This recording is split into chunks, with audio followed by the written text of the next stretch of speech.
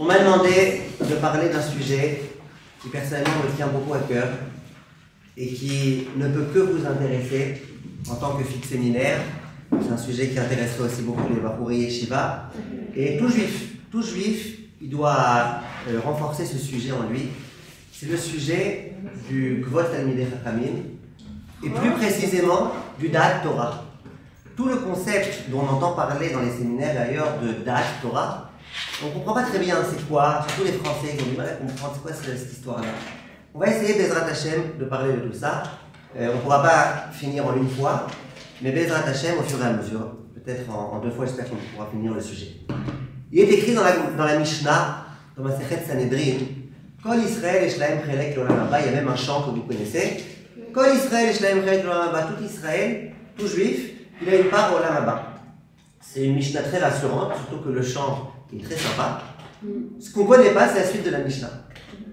La Mishnah, ça c'est pas dans le chant, elle dit Ve Lushen Laem Chelek L'Olam Haba. Et voilà, c'est qui les juifs qui n'ont pas part au Olam Haba. Et la Mishnah, elle s'étend un petit peu, et entre autres, elle nous dit le Apikoros. Celui qui est Apikoros, lui, il n'aura pas le droit au Olam Haba. C'est quoi Apikoros? Très bien, voilà la carotte. Demande la Gemara, c'est quoi l'Apikoros, celui qui est l'hérétique, c'est quoi? C'est qui n'ont pas? Et là, la Gemara, elle donne 3 explications. Première explication, elle dit, c'est celui qui méprise les Talmidei Chachamim. Il méprise. Au lieu de parler avec respect aux Talmidei Chachamim, il les méprise. Il y a des gens, au lieu de dire Rav Ovadia, Rav Eliashiv, Rav Messas, ils se permettent de dire Ovadia, Eliashiv, Messas. Messas ne fait pas du tout.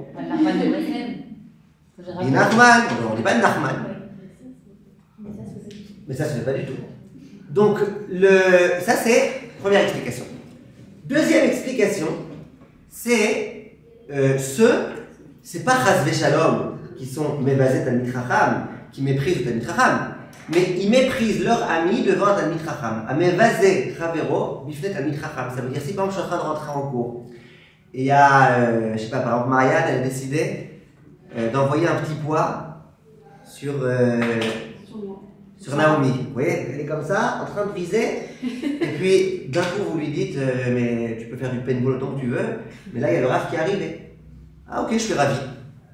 Non mais le Rav il est là. Ouais bah ok, je suis pas en train de viser le Rav, je suis en train de viser Naomi. Vous voyez, déjà, alors exprès j'ai pris un exemple d'une élève sérieuse, donc c'est sûr qu'elle ne fera jamais ça. Est-ce que c'est joli? Non. Le Rav est là. En général, vous voyez, quand il y a un Rav qui arrive, on dit hey, le Rav est là, tais-toi. Le Rav est là. En général, quelqu'un qui a du respect de la Torah, quand il y a un Talmid Chacham qui arrive, eh ben, il arrête de faire des bêtises. Celui qui n'arrête pas de faire des bêtises, qui est mévasé, qui méprise son ami, alors qu'on est en présence d'un Talmid Chacham, c'est un Apikoros. Deuxième explication, oui. Non, mais on dirait la première mission, ça. C'est la deuxième. Non, la première, c'est qu'il méprise le Talmid Chacham lui-même. Ça veut dire qu'il va envoyer le petit poids sur le Talmid Chacham. Ça, c'est le premier. Le deuxième, c'est qu'il méprise le Talmid Chacham, il méprise son ami devant le Talmid Chacham. Et le troisième, et ça c'est le plus étonnant, et ça va Bezrat Hashem nous interpeller. Le troisième, c'est celui qui dit, Rav Yosef, il dit, Kegon hane de amre, maya anu la drabanan, les didhut anu. Regardez un petit peu comment, a priori, cette morale exagère. Les gens qui disent, à quoi ils servent ces Talmidei Chachamim? À quoi ils servent ces rabbins? En quoi, nous, ils nous aident? Eux, tout ce qu'ils étudient, ils étudient pour eux-mêmes. On n'a pas besoin d'eux. On pourrait très bien s'en sortir sans eux. À peine tu as dit ça, tu es considéré comme étant un Apikoros. C'est comme ça la Gemara dans Sanhedrin, elle dictée, elle dit, hein? C'est quoi le premier? Ouais. C'est quoi le Non, le premier, il méprise le Talmid Chacham. Le troisième? Non, le troisième, il ne le méprise pas. Mais il ne va pas le voir en le méprisant. Mais il dit à quoi il sert? À quoi? En quelque sorte, qu'est-ce qui m'ajoute à moi? Pourquoi moi, juif, j'ai besoin de lui? Ceux qui ne comprennent pas sa valeur. Je peux très bien. Voilà, ils dénigrent le Talmid Chacham, mais pas devant lui ou pas pour. C'est même dans leur cœur. Dans leur cœur, ils se disent bon, ça va, Talmid Chacham, très gentil, mais quand ils étudient, finalement, c'est pour eux qu'ils étudient, c'est pas pour nous. Ça, c'est la troisième explication. J'aimerais sur ça m'interroger avec vous et vous poser une première question. Est-ce que vous êtes d'accord que quand on nous dit ici, par exemple, que ce troisième-là, le seul problème qu'on lui reproche, c'est qu'il méprise le Talmid Chacham alors qu'il ne le reconnaît pas assez? C'est-à-dire qu'il fait les autres mitzvot. Il honore le Shabbat, il honore ses parents, il fait les autres mitzvot. La seule chose qu'il n'a pas fait, c'est il est indifférent, il a un problème avec le Kvod à Torah, avec le Kvod Talmidei Chachamim. Qu'est-ce qu'on nous dit de lui? En lo chelek leolam haba. Je ne sais pas si vous savez, ça veut dire quoi? En lo chelek leolam haba. On n'a encore jamais fait ce cours. Un jour, je vous le ferai, Bezrat Hashem. Le cours sur c'est quoi l'olam haba. Mais de dire en lo chelek leolam haba, c'est la punition la plus terrible qui puisse exister au monde. Les trois déjà. Hein? C'est les trois. L'un des trois, même l'un des trois, on dit il n'a pas de chelek leolam haba. Est-ce que vous ne trouvez pas par hasard, Anaël, que c'est une punition un peu disproportionnée? Je dirais même 11 ou 12 proportionnée. Disproportionnée, 11, 12, c'est exagéré. Oui ou non? Oui, en général, quand le mois de Hadar il entre, on essaye de multiplier un peu les blagues et de multiplier aussi les rires. On verra si vous êtes au diapason. En tous les cas, comme ça, on nous dit. Donc, la question que je pose encore une fois, la question que je vous pose c'est la suivante. Comment on peut, pour une petite faute comme ça, entre guillemets, priver quelqu'un qui par ailleurs a accompli la Torah et les mitzvot du Olam Haba? Parce que je ne sais pas si vous le savez, mais un juif sans Olam Haba, c'est comme une tfila sans kavana, c'est comme une pkaïla sans huile, c'est comme une tunisienne sans le ventre, non j'ai rien dit, c'est comme un cours de Kohen Arazi sans blague, c'est pas, ça marche pas. On prive le juif de Neshama, de Olam Haba, pour un petit quelque chose. Je continue. La Gemara dans Makot Daf Kaf Bet, c'est aussi une Gemara. Et c'est une Gemara Makot, Mem Kaf Vav Tav. C'est une Gemara qui est faite pour tous les juifs, pas que pour les boxeurs. Pas que pour les boxeurs, Makot. Makot, c'est des coups. On n'est pas très. C'est pas actif. Très israélien. Alors, c'est pas grave, on en fera d'autres. La Gemara dans Makot, c'est une Gemara que j'aime bien rapporter quand on s'approche de Hanouka, genre pendant le mois de Kislev. La Gemara, vous allez comprendre pourquoi dans un instant. Amar Rava, Rava il dit Kama tipshae she'ar inche. Combien sont idiots les êtres humains, et Rachid dit sur place qu'on fait allusion à la plupart des êtres humains, c'est-à-dire le rov des gens, ils sont comme ça. Des kaime mikame sefer Torah, qui se lèvent devant le sefer Torah. Velo kaime mikame gavra rabba, et qui se lèvent pas devant un Talmid Chacham. La Gemara elle dit, les gens, quand ils voient un Sefer Torah, ils se lèvent. Et quand ils voient un Talmid Chacham, ils ne se lèvent pas. Ils sont idiots. Maintenant, moi, je vous pose une question. On ne dit pas qu'ils se comportent mal. Moi, j'aurais dit qu'ils se comportent mal. Tu honores la Torah, parfait, mais honore aussi les Talmidei Chachamim. Il n'y a pas écrit ça. Écrit, ils sont bêtes. C'est-à-dire, leur calcul, il est bête. Ça veut dire que quoi? Qu'il eût mieux valu te lever devant le Talmid Chacham et pas devant la Torah. Comment c'est possible de dire un truc pareil? Comment c'est possible? On est bien d'accord que la Torah, elle est parfaite. Dans une Torah qui a bien été écrite, elle est parfaite. Il n'y a aucune erreur. Elle est 100% Torah. Un Talmid Chacham, avec son Yetzer Hara, avec sa lourdeur, avec ses mauvaises midot, il ne peut pas être 100%. Jamais un être humain, même si c'est le Gdol Hador, il ne pourra jamais être 100%. 100% quoi? 100% parfait. La perfection, elle n'existe pas. La Torah, elle est parfaite. Akadosh Baruch Hu, lui, il est parfait. Donc on te dit, celui qui se lève devant la Torah et pas devant le Talmid Chacham, il est idiot. Mais moi j'aurais dit, non, il n'est pas idiot. Il n'est peut-être pas assez intelligent pour se lever devant les deux. Mais en tout cas, pourquoi il est idiot? Quand on dit il est idiot, on a l'impression que ça veut dire, bah, il faut que tu décides, hein, tu honores la Torah, alors honore aussi le Talmid Chacham. On a l'impression qu'il vaudrait mieux se lever devant le Talmid Chacham que devant la Torah, ou en tous les cas, au même niveau. A priori, c'est complètement incompréhensible. Donc on va essayer, Bezrat Hashem, de comprendre un certain nombre de points, et vous allez voir, on va arriver aujourd'hui à une idée super importante. C'est quoi un Talmid Chacham? Donc on va commencer Bezrat Hashem tout de suite par ça. C'est quoi un Talmid Chacham? Vous avez dit qu'aucun Talmid Chacham n'est parfait, ça marche? Ouais, perfection, c'est dur. Même Rabbi Akiva, genre? Même Rabbi Akiva. Même Moshe Rabbeinu? Même Moshe Rabbeinu. Personne ne peut être parfait, que Dieu qui est parfait. Ça on est d'accord. On peut tendre à la perfection. Maintenant, regardez, on a on va se poser une question. C'est quoi exactement un Talmid Chacham? Pourquoi on se dit qu'il faut honorer un Talmid Chacham? Ce serait bien d'abord de comprendre c'est quoi un Talmid Chacham. Et si on veut comprendre c'est quoi un Talmid Chacham, il faut aussi comprendre c'est quoi un pas Talmid Chacham.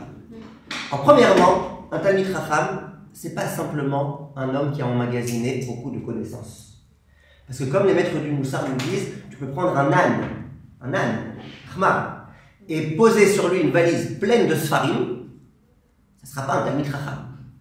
Ce sera un Talmid Chachmar. C'est pas Talmid Chacham. Parce que, il a des Sfarim sur lui. Ok. Toi aussi, tu peux avoir plein de connaissances et être un pourri et ne pas être un Talmid Chacham. Donc déjà, Talmid Chacham, c'est pas simplement un certain nombre de connaissances, bien que si quelqu'un ne connaît rien, il sera pas Talmid Chacham. Deuxièmement, un Talmid Chacham, c'est pas forcément celui qui a le plus de vues sur YouTube et sur ce genre de réseaux sociaux. Il y avait par exemple un Rav qui est très connu, très connu, et pourtant c'est pas un Talmid Chacham. Il s'appelle le Harry Potter, Harry Cover, Harry Cover. C'est pas un grand Talmid Chacham. Pourtant il est très connu, plus que le Harizal qui lui était un grand Talmid Chacham. Donc on ne va pas se fier au nombre de vues. Alors c'est quoi un Talmid Chacham? Un Talmid Chacham, si on veut résumer, et après on va bien expliquer, c'est un homme qui a des connaissances de Torah évidemment, sans ça il n'y a pas de quoi parler, qui vit sa Torah, qui applique sa Torah, qui accomplit sa Torah, et plus que ça c'est ce qu'on va essayer d'expliquer, qui devient en quelque sorte un Sefer Torah. Ça veut dire un homme dont son cerveau, ça devient un cerveau de Torah, sa façon de réfléchir, ça devient une façon de réfléchir de Torah, sa façon de ressentir les choses, c'est la façon dont la Torah, elle ressent. On va essayer, Bezrat Hashem, d'expliquer tout ça. Mais j'aimerais commencer par une question, et Alvaï qu'aujourd'hui on arrive à finir ce premier point. On entend parler partout, surtout dans le monde de la Torah, on entend parler du concept qui s'appelle Da'at Torah. Vous avez déjà entendu ce mot? Non. Non, Razak. Da'at Teireh, peut-être que vous avez entendu ça. Da'at Teireh. Da'at Teireh, alors je l'écris, s'il y a un feutre, un grand. Da'at Torah. Da'at Torah, ça veut dire l'opinion, l'avis, en un mot, l'avis de la Torah.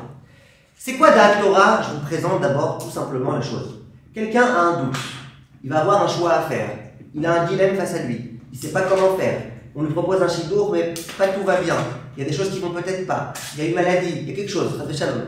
Dans tous ces cas-là, l'homme il sait très bien que de lui-même, souvent, il n'a pas les instruments suffisants pour pouvoir décider. Qu'est-ce qu'il va faire? Il va demander au Da'at Teireh ce qu'il en pense. Da'at Teireh, ça peut être le Gdol Hador si on arrive à lui parler, ça peut être un Talmid Chacham, ça peut être son propre Rav. Da'at Torah, c'est quelqu'un dont on pense que ce qu'il dit, c'est ce que la Torah elle aurait dit. L'opinion de la Torah. Moi j'aurais bien aimé demander à la Torah ce qu'elle en pense, mais la Torah elle ne parle pas. Comment elle parle la Torah? Par l'intermédiaire d'êtres humains. Et les êtres humains qui profèrent la Torah, c'était à l'époque les Nevi'im, les prophètes, et aujourd'hui c'est Talmidei Chachamim. Donc le concept de Da'at Torah, c'est à chaque fois que j'ai une question, je vais demander conseil à mon Rav, évidemment, des questions un peu plus intéressantes que est-ce que je vais manger ce soir une banane ou du poulet.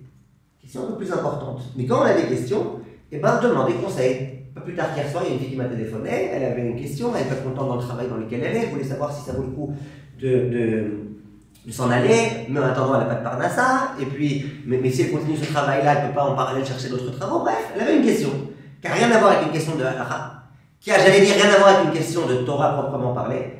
Elle a appelé un Rav. Elle s'est dit, le Rav c'est le mieux placé pour pouvoir me répondre à ma question. Ce concept-là, il s'appelle Da'at Torah. Je ne dis pas, Chas v'Shalom, avec Garava, que moi je pense que j'ai lu Da'at Torah. Mais juste, je vous donne un exemple pour vous expliquer que parfois les gens, ils veulent avoir un Da'at Torah, donc ils appellent le Rav ou ils appellent un Talmid Chacham. À partir de quel moment on vient Da'at Torah? Très bonne question, mais vous allez voir. On va essayer maintenant d'expliquer tout ça. Donc, quand quelqu'un, il a une question, je vous répète, qui va avoir des répercussions importantes, un choix important dans sa vie. Parfois, il y a vraiment des questions importantes. Moi, je me rappelle d'une élève, elle voulait se marier avec quelqu'un, et au Hachem, le shidour était très bien et tout, mais il y avait une maladie génétique dans la famille. Génétique très grave. Ça veut dire qu'elle avait un frère, il avait un frère qui était déjà mort de cette maladie, machin, et il ne savait pas quoi faire.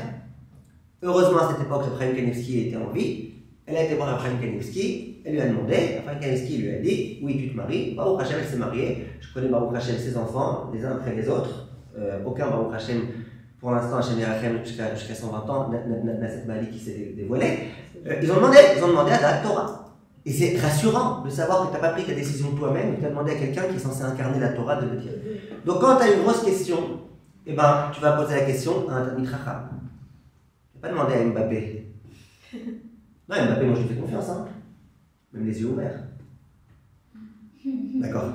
Alors,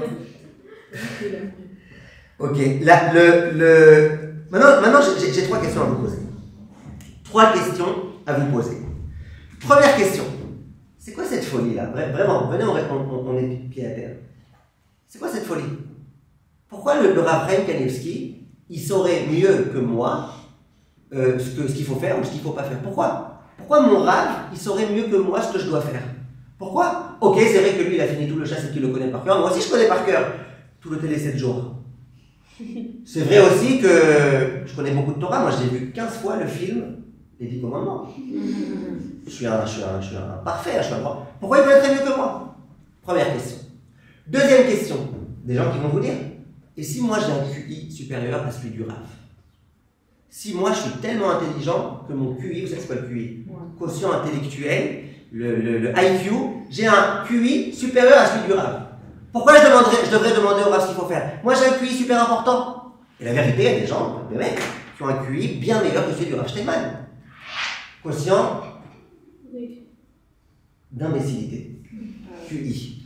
Et oui, ils ont un quotient quelquefois très élevé. Même une fois, il y en a un qui m'a dit, moi la vérité, j'ai un QI tellement grand que j'ai réussi, Bli Ainara, c'est un adulte, j'ai réussi, Bli Ainara, à faire un puzzle de 100 pièces en à peine 6 mois. Or que sur la boîte, il y avait écrit de 2 à 4 ans. Alors, donc, vous avez fait la deuxième question? Troisième question, que tu ailles voir un Rav pour une question de halakha, je peux comprendre. Pourquoi je peux comprendre? Parce que j'imagine que celui qui connaît bien la halakha, qui a étudié toute la Torah, j'imagine qu'il connaît mieux la halakha que quelqu'un qui a juste vu les 10 commandements, ça je peux comprendre. Que tu ailles voir un Rav pour une question de Hashkafa, où le Maharal il a dit ce qu'il avait à dire, et Rabbi Akiva il a dit ce qu'il avait à dire, je veux bien. Mais pourquoi tu vas voir un Rav? Il y avait des grands professeurs qui allaient voir le Chazon Ish pour lui demander son avis dans plein de questions. Jusqu'au jour d'aujourd'hui, il y a des médecins qui demandent leur avis, par exemple au Rav Yitzhak Silverstein, le gendre du Rabbi Eliashiv, pour plein de questions. Pourquoi? Parce que, visiblement, ils ont un date. Question, quel rapport? Venez, on reste pied à terre. Quel rapport? Si moi, quelqu'un vient me voir, il me dit, vous pouvez pas me donner le trajet, s'il vous plaît, comment aller de là à là-bas?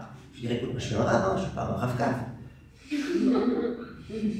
Et toi, tu viens, et tu me dis que non. Moi, le Rav, je suis aussi Rav Kav, je suis aussi Rav Tout, je suis aussi machin, je suis bizarre. Est-ce que vous comprenez les questions? Oui. Alors, j'aurais beaucoup aimé entendre ce que vous avez à dire, mais comme je suis en retard aujourd'hui, que j'aimerais vraiment faire ce sujet, si vous me permettez, vous me laissez parler un petit peu? Allez, après moi. Top. Alors, Bevakasha, on y va. Écoutez bien, pour pouvoir, donc on a compris les questions, donc encore une fois, je fais le plan du cours pour l'instant. Jusque-là, on a posé d'abord des questions. Pourquoi la Torah exagère quand elle nous dit que parce que tu n'honores pas le Talmid Chacham, alors tu n'auras pas le droit à la Maba? D'accord? Pourquoi c'est si grave de se lever devant un Sefer Torah et pas devant un Talmid Chacham? Ok, on a compris. Après, on est arrivé à une question, c'est quoi la définition d'un Talmid Chacham? Et pour pouvoir bien donner cette définition, on a exposé un principe, un concept qui s'appelle le Da'at Torah. Et on a posé la question, pourquoi, c'est quoi cette folie du Da'at Torah? Pourquoi le Da'at Torah il serait mieux que n'importe qui d'autre? Maintenant, on va essayer de répondre.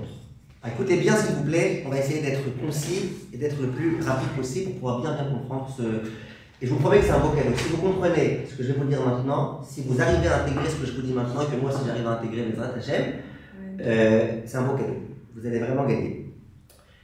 Est-ce que vous êtes d'accord que l'appréhension qu'on a des choses, la compréhension qu'on a des choses, l'analyse plus précisément qu'on a des choses, elle dépend de nos valeurs?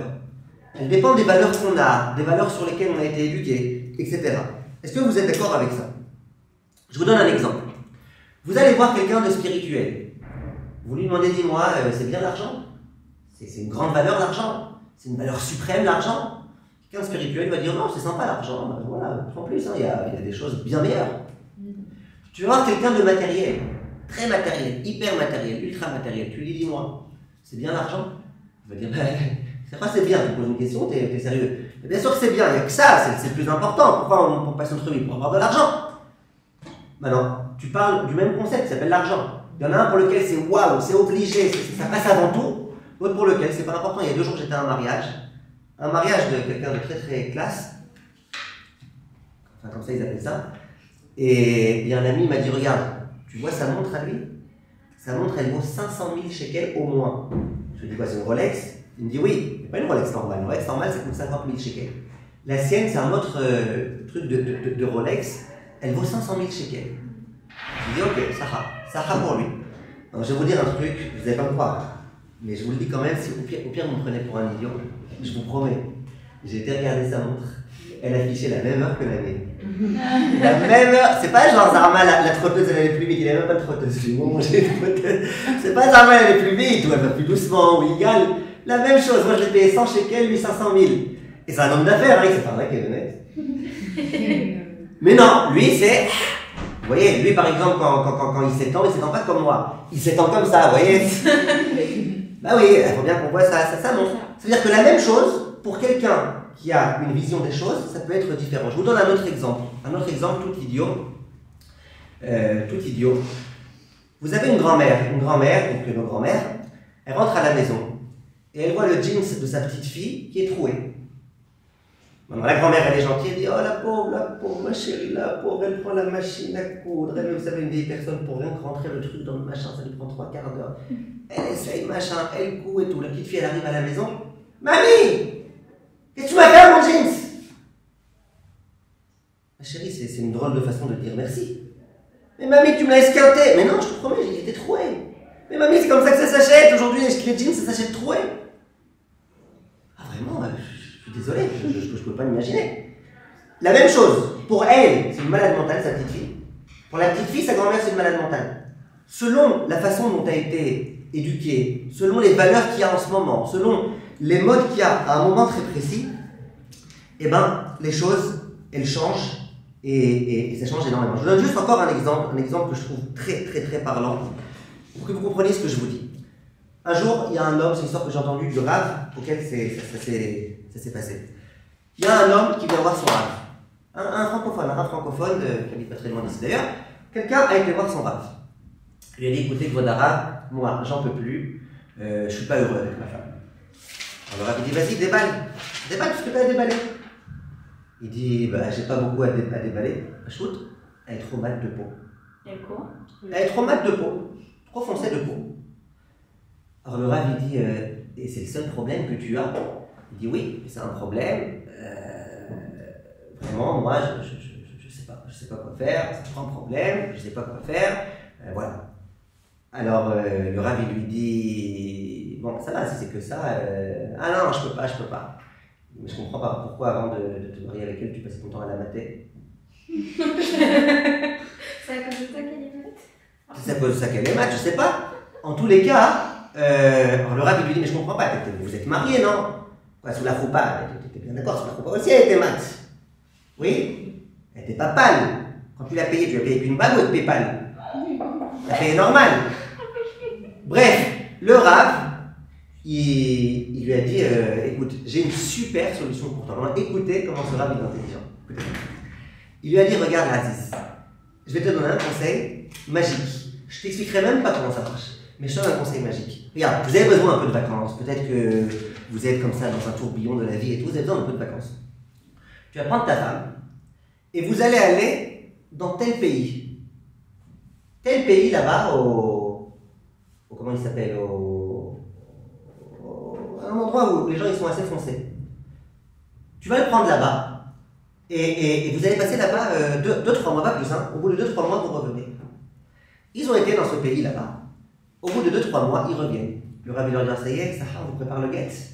Le mari dit, non, ma femme, je te pars chez moi, ma femme.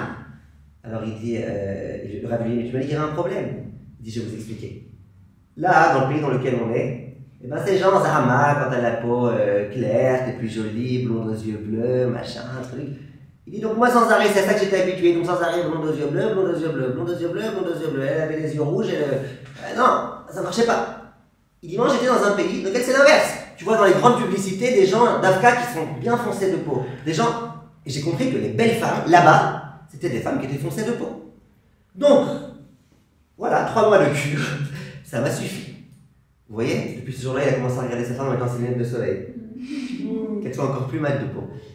Pourquoi je vous dis tout ça? Pour vous dire que, regarde un petit peu, c'est la même femme, c'était la même. Avant, après, c'était la même. Simplement, quand tu es dans un endroit dans lequel on t'a rentré dans la tête, que les belles femmes elles doivent être claires de peau, donc toi, ta femme, la pauvre, elle est... Quand tu es dans un endroit dans lequel. C'est-à-dire que la même chose, tu peux être influencé d'une façon ou d'une autre, selon les valeurs que tu as. Quand on parle de valeurs, hein, là, c'est pas tellement des valeurs, c'est plutôt des lourderies, mais selon les choses dans lesquelles tu vis. Donc, ça, c'est le premier point. Le premier point, ma façon d'appréhender les choses, ou de. Je sais pas comment appeler ça, oui, d'analyser les choses, elle dépend de mes valeurs, de ce qu'on m'a appris, de ce que j'ai reçu, de ce que le monde dit, etc. etc. Ça, c'est le premier point. Deuxième point, est-ce que vous êtes d'accord aussi que le comportement que je vais avoir dans une situation donnée, ça va dépendre de mon analyse. Le comportement que je vais avoir, par exemple, je disais que quelqu'un qui pense que c'est important la richesse, lui va être prêt à travailler des heures sup pour avoir beaucoup d'argent. Alors que quelqu'un pour lequel l'étude ça passe avant, eh ben, il ne fera pas forcément des heures sup pour avoir plus d'argent, ça vient en dépend du limite. Ça veut dire que ce que je vais faire maintenant, le comportement que je vais avoir, il va dépendre de ce que j'ai dans ma tête. Ça veut dire que selon mon analyse, c'est selon ça que je vais vérifier. L'autre, selon son analyse complètement idiote, il pensait que sa femme n'était pas bien parce qu'elle était trop mal de peau. Qu'est-ce qu'il a fait? Eh ben, il voulait divorcer. Ça veut dire que selon l'analyse que j'ai fait d'une situation, c'est par rapport à ça que je vais prendre une décision. Je vous donne un exemple. Un jour, il y a un homme, j'adore raconter cette histoire parce que c'est trop beau. Un jour, il y a un homme qui vient voir le Rav Steinman. Vous avez entendu parler du Rav Aaron Yudalai Steinman, c'est l'équilibre race, c'est un gueule d'or. Un monsieur vient le voir, il lui dit écoutez, votre Rav, j'ai une question très dure à vous poser. Il lui dit oui. Il lui dit j'aimerais beaucoup m'acheter une Ferrari. Le Rav, une quoi? Une Ferrari, c'est quoi? Bref, il lui explique. Il lui dit et le problème, c'est que ma femme, elle veut pas. Ma femme, toujours rabat-joie, elle veut pas. Alors le Rav, il dit pourquoi elle veut pas? Il dit parce que ma femme, elle a peur du Aïnara. Je vais être avec une belle voiture sur la route et tout. Ma femme, elle a peur du Aïnara, du mauvais œil. Alors, je ne sais pas quoi faire. Qu'est-ce que vous pouvez me dire que votre Rav, quoi faire? Le Rav lui dit dis-moi, je te pose une petite question innocente. Est-ce que tu as déjà fini tout le chasse? Le quoi? Ah, la chasse, vous voulez? Non, le chasse. Est-ce que tu as déjà fini tout le chasse? Je sais pas de quoi vous parlez. Dis-moi ça. Est-ce que tu as déjà fini une masséchet? Je ne parle pas du Figaro, je parle d'une masséchet de Torah. L'autre, ben non. Et une paracha Chumash Rashi, tu connais? Il dit qui? Rachid? C'est un rebelle, lui, Rachid? Non, Chumash Rashi, tu connais pas? Non, jamais entendu parler. Le Rabbi regarde, tu peux acheter ta Ferrari, personne ne te fera de la Inara. Mais personne ne t'envie, personne n'a de quoi t'envier. Quoi, les gens ils vont envier quelqu'un qui ne sait même pas ce qu'est Rachid et qui ne sait même pas c'est quoi. Tu connais ce qu'il a une Ferrari? T'inquiète pas, personne ne t'enviera. Moi, si tu es venu me voir, je leur dis t'as qu'à aller conduire avec ta Ferrari à un endroit où il n'y a pas de Aïnara. Il y a un endroit en France qui s'appelle Bonneuil. Là-bas, il paraît qu'il n'y a pas d'Aïnara, je ne sais pas pourquoi. En tout cas, qu'est-ce qui se passe ici? Le Rav Steinman, pour lequel l'argent, ça n'a pas beaucoup d'importance, et ben quoi? On lui dit pourquoi tu veux qu'on fasse du Aïnara? Encore un Tamikhan qui est tout à Torah peut lui faire du Aïnara, mais toi tu connais rien, pourquoi tu fais du Aïnara? Par contre, tu vas demander à quelqu'un pour lequel l'argent et les Rolex et tout c'est hyper important, il te dira mais bien sûr qu'il y a du Aïnara, bien sûr qu'on a envie de quelqu'un qui a une Ferrari. Donc tu vois bien que comment ça s'appelle, le comportement que tu vas avoir, la halakha que tu vas trancher, elle va dépendre de quoi?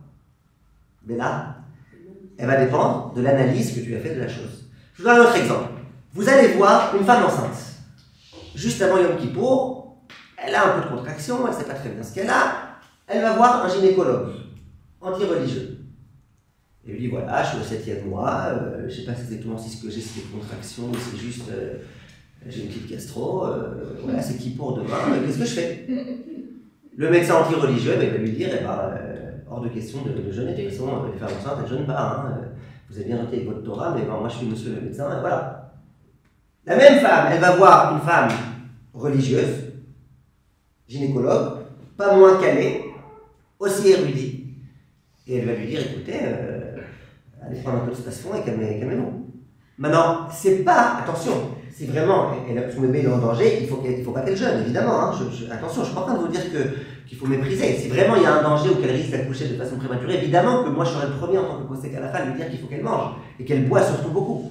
Mais je veux dire, regarde comment une même femme, elle a été voir 2 médecins et les deux ils vont donner une autre ahra en médecine, pas en ahra, en médecine. Pourquoi? Parce que selon l'analyse que tu as des choses, selon la connaissance, pour le Rav Steinman, la Torah c'est beaucoup plus important que l'argent. Pour cette dame-là, l'importance de Kippour c'est beaucoup plus important que pour l'autre dame. Donc. C'est pas l'inverse, c'est pas notre analyse, elle dépend de notre comportement. Ah. Non, si j'aime pas les juifs, alors je vais avoir une analyse anti-juive. Oui, mais ça c'est un comportement, ça c'est une valeur. Vous avez une valeur, vous n'aimez pas les juifs. D'accord? Je serais attendu de vous un autre exemple, mais bon, on ne parlera pas des Arabes aujourd'hui. Ok. Ça c'était le deuxième point. Donc encore une fois, on a compris premièrement que quoi? Que ma façon d'analyser les choses, elle dépend de l'endroit dans lequel je suis, de la façon dont j'ai évolué, de mon expérience et compagnie. Deuxièmement, on a compris que selon ma façon d'analyser, je vais choisir, je vais trancher, je vais devoir prendre une décision. Troisième point, c'est quoi le troisième point? C'est que si je considère que la décision, elle dépend de mon analyse et que j'ai un grave problème de valeurs. On a dit, les valeurs, elles vont décider la façon dont tu vas analyser. La façon dont tu vas analyser, ça va décider ce que tu vas faire finalement. Imaginez que moi, tout en dessous de la pyramide, j'ai une erreur. Je vous donne un exemple. Quelqu'un est très très fort en maths, il peut vous faire des équations à 2 inconnus, il peut vous faire des exercices super compliqués, il est capable de faire plein de trucs. Mais le seul problème, c'est que pour lui, 3 fois 2, ça fait 8. Il ne sait pas le pauvre que 3 fois 2, ça fait 9. Il pense que 3 fois 2, ça fait 8. Ok? C'est la seule à comprendre mes blagues, là, oui. Alors, 3 fois 2, ça fait 8.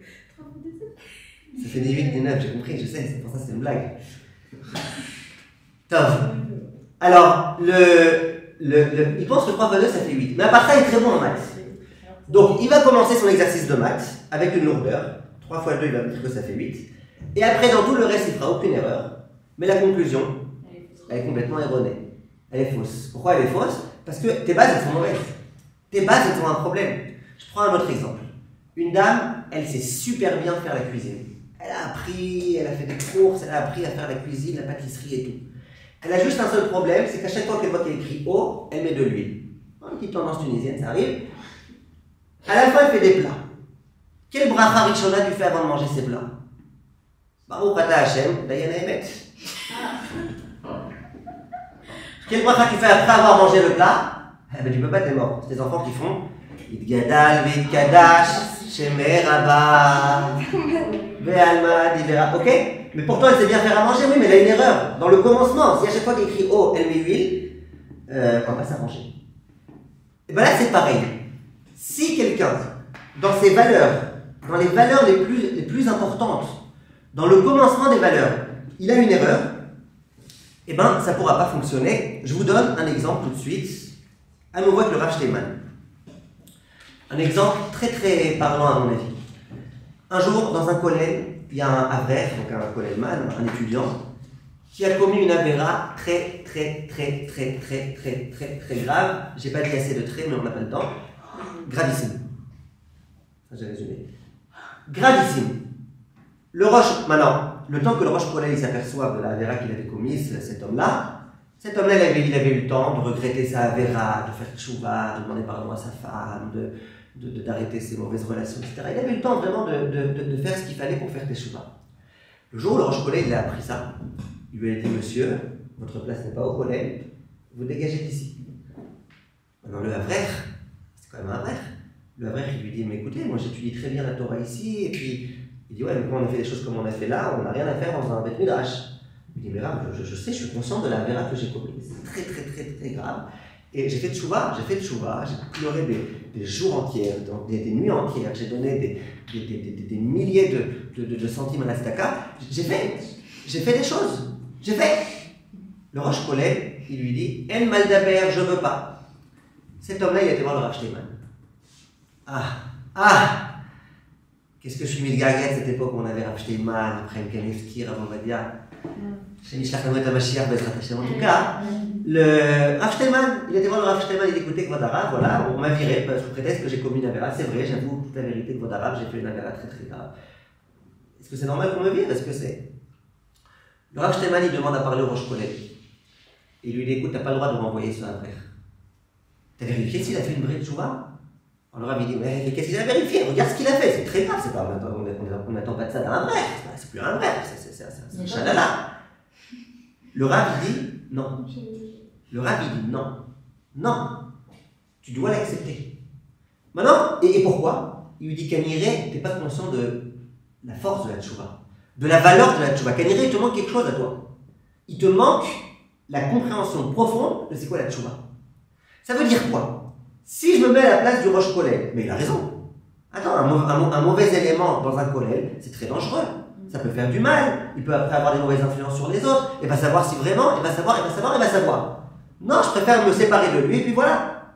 Il a raison, le Rosh Kollel, il dit pas des bêtises, je suis pas en train de dire que c'est un idiot. Ouais, mais il n'a pas de la Torah du Rav Steinman. Rav Steinman, lui dit, t'as raison que c'est grave ce qu'il a fait, moi je suis le premier à te le dire. Mais il te manque une donnée. Tu crois pas assez en la tchouva. Tu penses pas que la tchouva c'est du réel, toi tu penses que la tchouva c'est stable des blagues. Tu penses pas en la sincérité d'une tchouva possible. Tu penses pas. Ça veut dire que ce Rosh Kollel, pourquoi il s'est trompé? Si on considère que c'est Rav Steinman qui a eu raison. Pourquoi il s'est trompé ce Rosh Kollel, qui finalement va garder ce Havrer?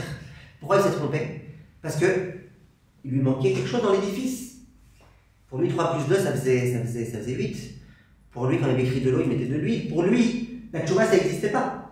Donc, encore une fois, les valeurs, encore une fois, l'analyse qu'il a faite, à savoir, lui, c'est un pourri, on le renvoie, c'est une très bonne analyse. Si jamais la tchouva, ça n'existe pas. Mais si la tchouva, elle existe, l'analyse, elle est mauvaise. Or, on a dit que l'analyse, elle dépend des données. Mais des données vraies, des vraies données. Des données de Torah, des données de tchouva. Pas des données. Est-ce que vous comprenez ce que je dis ou c'est trop compliqué? Non. Vous comprenez? Dès le départ, il s'est trompé. C'est-à-dire, dès le départ, il n'avait pas la tchouva, il y avait voilà. déjà quelque chose qui. Il croit pas à la tchouva. J'ai pas moi le troisième point. Ce que je viens de dire maintenant? Oui. Ce que je viens de dire maintenant, c'est de dire que si, au début de l'édifice, il y a une pierre bancale, l'édifice ne tiendra pas. Ça veut dire, si. Par exemple, si quelqu'un il pense que sa femme elle est moche parce qu'elle est mat, eh ben il a une erreur. Maintenant, qu'est-ce que tu veux faire? Il va dire mais c'est comme ça, c'est plus fort que moi, qu'est-ce que je peux faire? J'arrive pas, je la regarde dans les yeux, je suis ébloui, elle est trop foncée. Ok, dis ce que tu veux, mais t'as une erreur. D'accord, t'as une erreur? Oui. T'as une erreur, voilà, c'est ce que je suis en train de dire. C'est-à-dire que tes conclusions, elles proviennent de quelque chose qui est erroné. Et donc ne t'étonne pas que tu arrives à des choses fausses. Et d'où je sais que c'est complètement erroné de dire que les foncés, les moins foncés, etc. Eh bien, regardez le mot, écrivez le mot blanc. Enlevez le N, vous obtenez quoi? Black. Ça veut dire que la différence entre un blanc et un black, c'est que la N. De la N gratuite. N gratuite. Mais sinon, c'est la même chose. Ça change quoi? Les deux, ils sont des êtres humains, les deux, tout est la même chose, juste la haine. Ok, c'est un joli jeu de mots? Ouais, allez, on continue. Maintenant, je continue avec un 4e point. Marianne, elle veut un 4e point. Je vous le dis comme ça, on peut arriver à notre conclusion, au moins aujourd'hui. Le 4e point, écoutez bien, s'il vous plaît. 4e point. Les 4e point, il consiste à dire la chose suivante. Je reviens au point de l'analyse. Comment j'analyse une situation? Eh bien, la situation, je l'analyse, entre autres, selon la émouna que j'ai. Ça veut dire qu'une situation, ça peut être analysé d'une façon précise ou d'une autre façon, selon que moi je suis un homme de Torah, un homme qui était habitué à la émouna, un homme qui vit au quotidien avec Hachem. Je vous donne un exemple. Il y a un très grand rave, j'ai oublié son nom, un très grand rave, qui un jour était en chemin. Et puis à un moment donné, il ne savait pas s'il fallait aller à droite ou s'il fallait aller à gauche, il était complètement perdu, il n'y avait pas de balise, il ne savait pas quoi faire, Waze, il n'y avait pas à l'époque, même s'il y avait, il n'aurait pas eu. Bref, il ne sait pas quoi faire. Alors il est avec son élève, il dit bon, qu'est-ce qu'on fait? Allez, viens, on va à droite. Les Juifs, ils aiment bien aller à droite. Quand il y a entre droite et gauche, ils aiment bien aller à droite. Alors, pas que Bibi. Alors, À droite. Il va à droite. À un moment donné, là-bas, il y avait du verglas. Une grosse couche de verglas. Le Rav, il a mal vu la couche de verglas. Ou alors il a voulu faire du patin ou la glace. Il a glissé, il s'est fracturé la jambe. Et il y avait son élève à côté. Et là, le Rav, il dit à son élève, il dit, ah, maintenant j'ai compris pourquoi on est passé à droite. Je t'en chez vous, maintenant j'ai compris. Hachem, il avait décidé aujourd'hui que je devais me fracturer la jambe. Si j'avais été à gauche, là-bas, il n'y avait pas de verglas. Hachem, il a voulu que je passe à droite, là où il y a du verglas, pour que je me fracture la jambe. Je t'en chez moi, Ishamaïm. Tu prends un homme normal, ça veut dire 99,9% des gens, ils auraient dit, oh là là, quel poids, pourquoi j'étais à droite, j'aurais été à gauche, j'aurais rien eu. Tu vois comment, et c'est un exemple, j'aurais pu vous en donner des milliers d'exemples, mais c'est un exemple dans lequel tu vois que quoi? Que quelqu'un qui a la Emouna, une même situation, il va interpréter de façon différente. Au lieu de s'en vouloir d'avoir mal choisi, il va dire, mais j'ai bien choisi. Et il y a Monsieur Tout le Monde. Monsieur Tout le Monde, en général, au niveau de leur front, ils ont des gros trous. Sans arrêt, ils font, oh, quel dommage. Oh, quel dommage. Quel dommage. À la fin, au lieu d'avoir une bosse, t'as un creux. Pourquoi? Parce que les gens ils disent quel dommage. Donc l'analyse que tu vas avoir d'une situation, elle va dépendre des lunettes que tu mets. Quelles lunettes tu mets? J'ai beaucoup d'histoires à ce sujet, mais j'aimerais quand même un tout petit peu avancer. Donc comprenez juste cette chose-là. Juste une petite histoire, une toute petite histoire. Il y a un Rav, c'est un Rav mort, il avait un collègue. Un collègue, il avait une cinquantaine d'avrechim. Et tous les mois, il payait ses avrechim, donc c'est le jour de Rosh Chodesh, il payait ses avrechim. Et tous les mois, Baruch Hashem, il était ordonné, il organisait, il avait son enveloppe, avec le nombre de billets qu'il fallait, il savait qu'il avait 50 avrechim, il savait qu'il fallait payer tant à chacun. Tous les mois, il donnait aux avrechim, tout se passait bien, tout était... Et ça faisait des années qu'il tenait ce collègue, tout se passait bien. Il y a un des avrechim qui raconte, il dit un jour, je me suis dit, bon, écoute, à quoi ça sert de prier pour la Parnassa sans arrêt? Parce que jusque-là, il priait beaucoup pour la Parnassa. Ça sert à rien, ça fait 5 ans que je suis là. Ça fait 5 ans que le Rosh Chodesh n'est pas donné. J'ai vraiment prié pour la Parnassa, comme si aujourd'hui il ne va pas avoir. Ah, ça va, il a. Pas peine de prier avec autant d'intensité que d'habitude. Et ce jour-là, oui, c'était un Rosh Chodesh, il a décidé de moins prier. Et aujourd'hui, je n'ai pas besoin de prier, de toute façon, la Parnassa, elle est assurée. Ce jour-là, le Rosh Chodesh, il distribue l'argent au Avrechim. Il distribue. Lui était tranquille, il dit, de toute façon, moi je recevrai, je m'en fous, il arrive en dernier. Le Rosh Chodesh, il dit, je t'ai pas donné. Il dit non. Il dit, mais ça je t'ai donné. Il dit non. Il dit, bon, fais ton Cheshbon Nefesh. Fais ton Cheshbon Nefesh, pourquoi je t'ai pas donné? Moi, Endavarka, ça fait 5 ans que je donne, j'ai toujours ce qu'il me faut au centime près. Fais ton Cheshbon Nefesh, pourquoi je t'ai pas donné? Et le vrai, il raconte. Il dit, mon Cheshbon Nefesh, il était déjà fait, hein. Il était déjà fait. Vous voyez ce que ça veut dire? Ça veut dire que quand tu as des yeux de Emouna, eh ben, tu vis d'une autre façon que quand tu as d'autres yeux. Si on a compris tout ça, et j'espère que c'est le cas, maintenant on en arrive à comprendre Bezrat Hashem, Shara Tova, c'est quoi Da'at Torah? C'est quoi Da'at Torah? La Torah, c'est la vérité. La Torah, c'est une Torah de Emet. Si tu réfléchis selon la Torah, tu auras toujours raison. Torah, ça vient du terme Ora'a. C'est quoi Ora'a? Un enseignement, un guide. La Torah, c'est un mot révéraire. La Torah, elle est là pour nous guider. Torah. La Torah. C'est un jour. Ora'a. Comment on fait? Torah, ça vous savez. T-O-R-A-H. Ora'a, comme ça. Ok? Je demanderai de payer aussi pour le Ulpan. Non, je plaisante. Alors regardez, la Torah, c'est une Torah de vérité. Ok? La Torah, c'est une Torah de vérité. Et la Torah, c'est elle qui nous indique comment ça fonctionne le monde. Un homme qui vit Torah, pour lui, tout est clair. Je vous donne un exemple. Il y a un homme qui s'appelle le Rav Borstein, il habite à Yerushalayim. Et un jour, il a été voir le Rav Mordechai Eliyahu. Il lui a raconté, il a dit, regardez, mon père, il a fait à l'âge de 83 ans, un truc comme ça, il a fait des examens des dents, et le dentiste, il n'en revenait pas. Il a dit, mais il a des gencives, lui, en acier. Il a des gencives comme on n'a jamais vu. Il dit, mais c'est pas des gencives de quelqu'un de 83 ans, c'est des gencives de quelqu'un de 20 ans. Il dit, il n'en revenait pas le médecin. Vous avez un pshat Rav Eliyahu, avant d'être Eliyahu, vous avez un pshat, comment ça se fait? Le Rav lui dit, dis-moi, est-ce que c'est vrai que ton père, jamais il était jaloux? Il lui dit, Bémet, je ne sais pas comment vous savez, Rav. Je ne sais pas comment vous savez, mais Bémet, si je devais donner une qualité à mon père, une qualité, c'est qu'il n'était jamais jaloux. Il dit, écrit dans le Passouk, Rekev Atsamot Kin'a. Passouk. La jalousie, c'est ça qui abîme les os. C'est ça qui abîme les os. Il dit quelqu'un qui n'a aucune jalousie, ses os ils peuvent rester en parfaite santé. Pour le Rav Eliyahu, c'était évident, c'est comme ça que ça fonctionne. La Torah elle te dit, et le Chacham, c'est quelqu'un qui comprend que ce que la Torah elle nous dit, c'est émettre à 100%. Maintenant, la Torah, ce qu'elle a en plus de bien, c'est qu'elle est spirituelle. La Torah est spirituelle, elle n'est pas matérielle, elle n'est pas humaine, elle est surhumaine. Ok? Maintenant, regardez.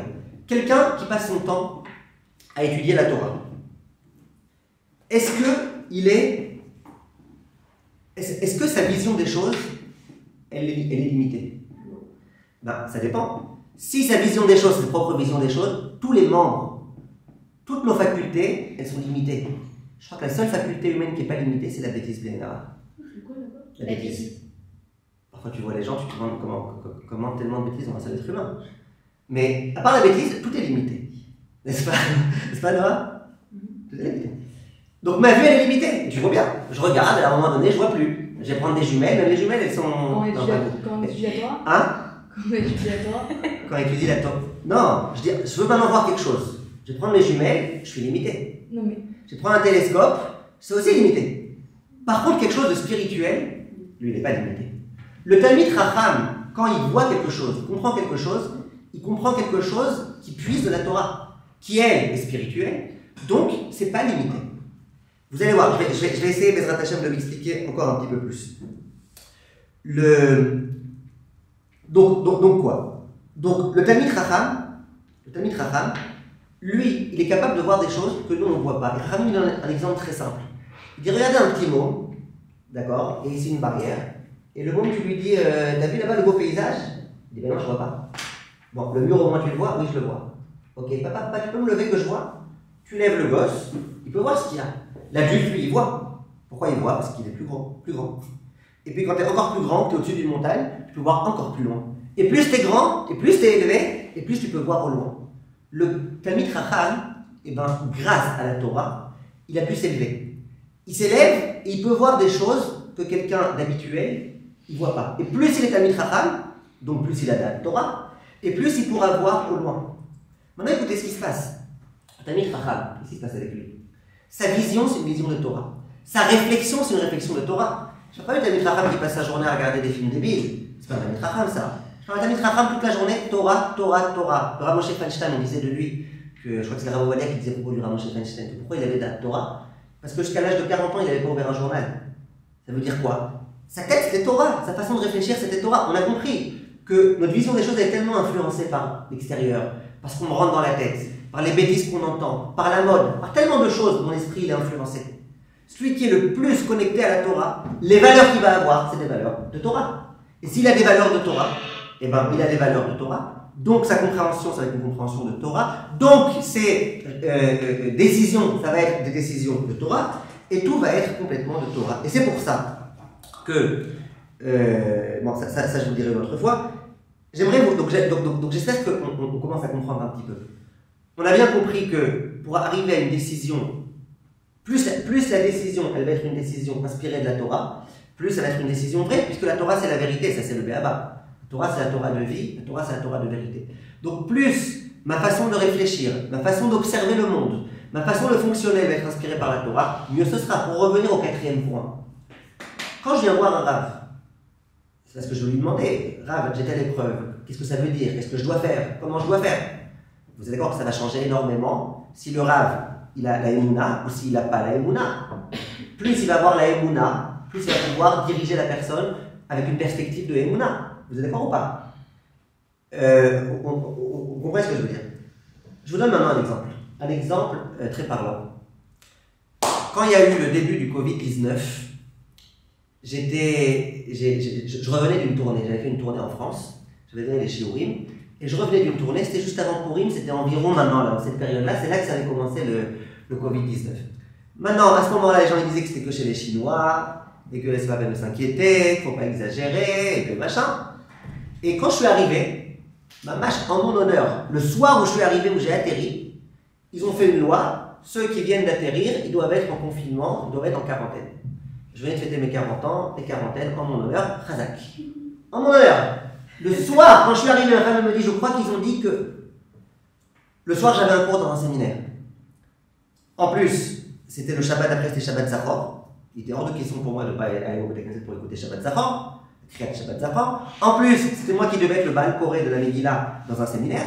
Donc, mamash, tout pour. J'arrive à la maison, ma mère me téléphone. Bon, ma mère, c'est un médecin. En plus, stressée de la Bible et Nara pour elle. Elle ne vous le dirait pas. Et, Pachout, elle me dit, alors Ezriel, j'espère que tu ne peux pas ce soir aller. Je ne sais pas si tu as entendu, il y a une nouvelle loi qui vient de paraître en ton honneur. Tous ceux qui sont entrés depuis 19h du soir, ils doivent rester en confinement pendant... Je dis, ok maman, ok. Et alors non, mais moi je t'interdis de sortir. Ok maman, ok. Non, j'ai raccroché. J'étais très embêté.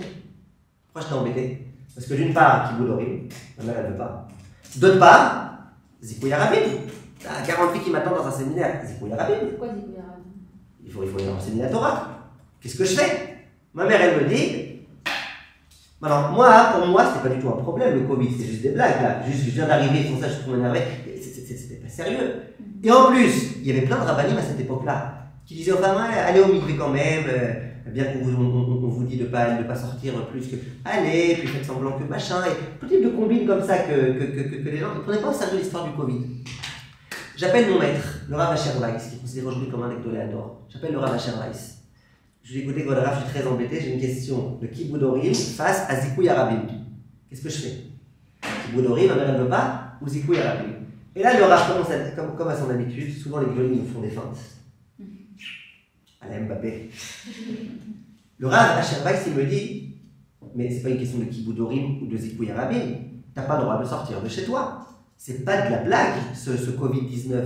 Ça va tuer des gens, ça risque de tuer des gens. C'est pas de la blague. Ils ont tout à fait raison de dire qu'il faut rester enfermé pendant quelques jours. C'est pas de la blague. Je dis, mais plein de gens disent que. Il dit, mais non, mais je suis pas du tout d'accord, c'est pas de la blague. Ne vous voilez pas la face. Enfin, voilez-vous la face avec un masque. Regardez la vérité. Et là, le Rav, vous voyez c'est quoi la différence entre un gadol et quelqu'un qui n'est pas gadol? Moi, je viens avec une question, les armes, les Kiboud Orim, machin. Lui, il me dit, mais quel rapport? Maintenant, il y a du piquoir nefesh, il y a des gens qui vont mourir. Toi, parce que tu sors, tu risques de tuer des gens. Je trouve ça rigolant. Tu vas tuer des gens parce que tu as envie d'aller donner un cours de Torah, parce que tu as envie d'aller au Beth Knesset Shabbat Zachor, parce que tu veux faire le beau gosse à lire la Megillah dans un séminaire, mais t'es fou, quoi. Et j'ai pas lu la Megillah dans le séminaire, j'ai lu chez moi à la maison sans Megillah. Et j'ai pas été à Shabbat Zachor au Beth Knesset. Ça, c'est un gadol. Le gadol, il voit des choses que l'être normal, il ne peut pas voir. Parce que le gadol, il a une vue de Torah. Parce que pour le gadol, piquoir nefesh, c'est piquoir nefesh. Je vous donne un autre exemple. Cette fois-ci, un exemple personnel. Bien que je ne suis pas gadol, je vous donne un exemple. Il y a un couple qui vient me voir. Ce couple-là, je le connaissais bien. Et il vient me voir dans mon bureau. Et il me dit, écoutez, Rav, ça fait 2 semaines qu'on est en train de se bagarrer. Parce que je suis enceinte, on sait que c'est un garçon. Et on est en train de se bagarrer sur le nom. On est en train de se bagarrer sur le prénom.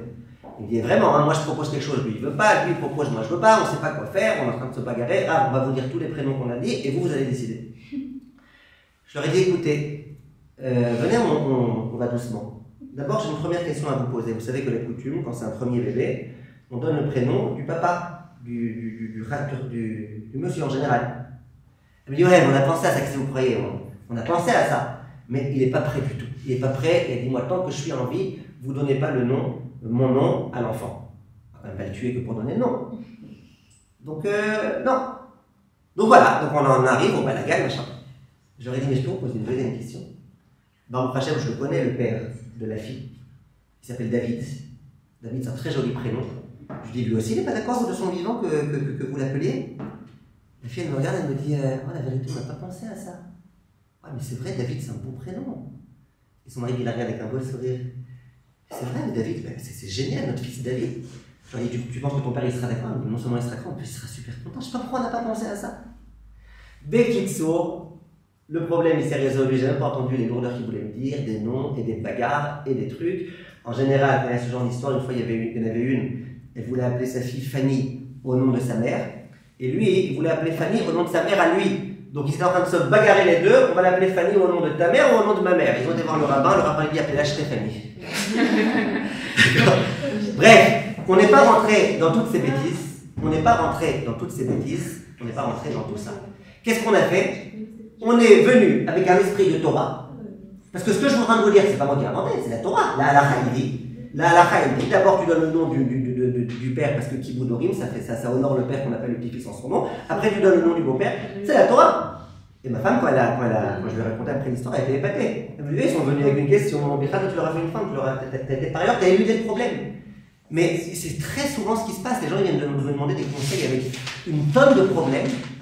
Une tonne de problèmes.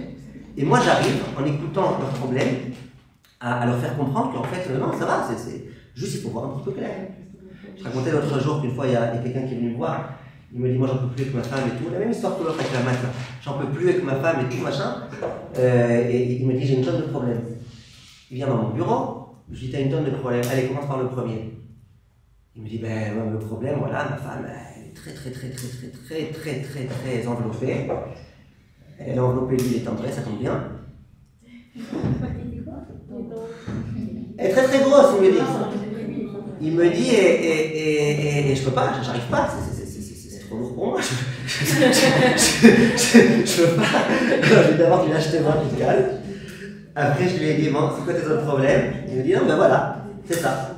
Alors, je lui ai dit, si je comprends bien, hein, t'as pas une tonne de problèmes, t'as un problème d'une tonne. Bref, le Gdol Hador, c'est celui qui est capable de voir des choses que les autres ne comprennent pas. Laissez-moi encore une minute pour finir. On arrive bientôt à Purim.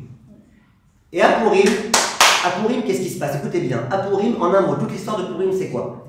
C'est... S'il vous plaît. Purim, c'est quoi? Purim, c'est l'histoire de Mordechai, du peuple juif, qui a priori était tranquille. Et puis il y en a qui leur font des problèmes. Comment il s'appelle le russe là-bas, le russe? Comment il s'appelle ce russe là? Oui, Assuérus. Le Assuérus, il vient leur faire des problèmes, ok? Et le relou dans l'histoire, entre guillemets, c'est qui? C'est Mordechai. Parce que Achashverosh, il est gentil, Assuérus, il leur dit juste vous venez à mon michté, et puis voilà. Mordechai, non, on n'ira pas. On n'ira pas à ton michté. Bon, c'est pas parce que t'es religieux que t'es obligé d'être lourd. Ouais, et ben c'est comme ça. Vous n'irez pas au michté. C'est le Gdol Hador, Mordechai. Mordechai, il ne faut pas aller. Parce que là-bas, tout était cachère. Et puis dans la Megillah, tout était cachère, même le vin, il était cachère. Tout était cachère là-bas.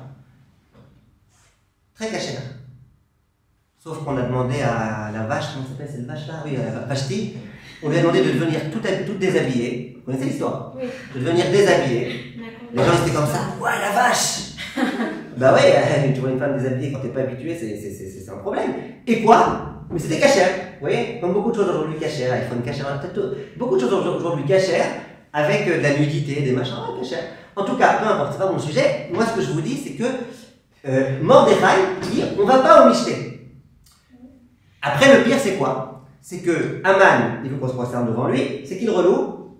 Mordechai, on ne se prosternera pas devant toi. Maintenant, Mordechai, tu veux pas te prosterner devant lui, il n'y a pas de problème. Quand tu le rencontres dans la rue, fais un détour. Il faisait exactement ça. Quand il le voyait dans la rue, il faisait un détour pour aller devant lui et dire je ne me prosternerai pas, monsieur. Provoque. Les Juifs, ils lui ont dit mais tu vas nous tuer, mais tu nous veux du mal, mais arrête, mais retrouve la raison. Oui. Conclusion. Grâce à qui il y a eu le sauvetage du peuple d'Israël? Grâce à Mordechai. Plus que ça, la Gemara elle demande dans Masechet Megillah pourquoi le peuple juif il a failli y passer. La Gemara elle répond dans Masechet Megillah, elle dit pourquoi? Parce que les Juifs ils se sont associés au festin qui était organisé par Achashverosh. Comme ça, la Gemara dit la raison pour laquelle il y a eu ce décret, c'est parce que les Juifs ils ont désobéi à Mordechai. Donc tout l'inverse de ce qu'on pense. Nous on arrive, la vérité, moi je comprends les Juifs de l'époque. Je sais pas, t'as le roi qui t'invite. Allez, va, sois sympa. Et puis comme ça, après, il acceptera d'ouvrir des synagogues, il a des mikvés. Il faut être un petit peu dans les inanimes. Moi, je les comprends, les Juifs de cette époque-là. Ouais, mais le Gdol Hador, il voit beaucoup plus loin que toi. Le Gdol Hador, il a compris que si vous vous associez, il y aurait une xéra. Et le Gdol Hador, il a été capable de leur dire maintenant, on va annuler cette xéra si juste vous acceptez de faire tchouva. C'est ça, le Gdol Hador. Le Gdol Hador, c'est quelqu'un dont on ne comprend pas ce qu'il nous dit, parce qu'il est plus intelligent que nous, parce qu'il a une vision prophétique, ou en tous les cas spirituelle, qui dépasse complètement notre vision à nous. Et c'est ça un Gdol Hador. Et chaque Talmid Chacham, à son niveau, il a un petit peu de cette faculté-là. Ça, c'est ce qu'on appelle Da'at Torah. Pourquoi, quand j'ai une question, je vais voir quelqu'un qui réfléchit selon la Torah, qui étudie la Torah toute la journée, qui tout ce qu'il a dans sa tête, c'est que la Torah, parce que je sais que la Torah, c'est Emet. Et celui qui est le plus capable de me dire ce que la Torah elle dit, c'est Talmid Chacham. Donc je demande au Talmid Chacham qu'est-ce que la Torah dit pour être sûr que je suis bien. On n'a pas encore répondu aux questions, on a juste expliqué aujourd'hui c'est quoi le concept de Da'at Torah. Et Bezrat Hashem, la prochaine fois, on continuera sur le vote Talmid Chacham. Merci de votre attention.